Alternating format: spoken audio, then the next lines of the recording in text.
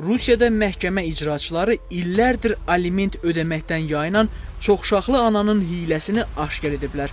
Özləri də hilə işlədərək. Belə ki, 5 uşağı olan qadının sosial müəssisələrdə yaşayan 4 övladına 1 milyon rubl, təxminən 20 min manatdan çox aliment borcu yığılıb. Borcdan yayınmaq məqsədi ilə o kommunal mənzildə yaşadığı otağın girişinə videokamera quraşdırıb və yalnız hüquq mühafizə orqanlarının əməkdaşları getdikdən sonra evdən çıxırmış. Növbəti dəfə icraçılar onu axtarmağa gələndə cavab ala bilmədikləri üçün plan qurublar. Güya gedirlərmiş kimi yüksək səslə bir-birinə səslənən icraçılar kameranın görüntüləmədiyi yerə çəkilərək gözləməyə başlayıblar. Bir müddət sonra mənzildən bir kişi çıxıb. İcraçılar dərhal vəziyyəti anlayaraq otağa daxil olublar. Qadının birlikdə yaşadığı kişi onun orada olmadığını israr etsə də, otaqda bəzək kimi görünən paltar və əşya yığınlarının qəribə tərpəndiyi görülüb. Məlum olub ki, qadın həmin yığının içində gizlənib. Bundan sonra qadın məhkəməyə aparılaraq cinayət məsuliyyətinə cəlb edilib.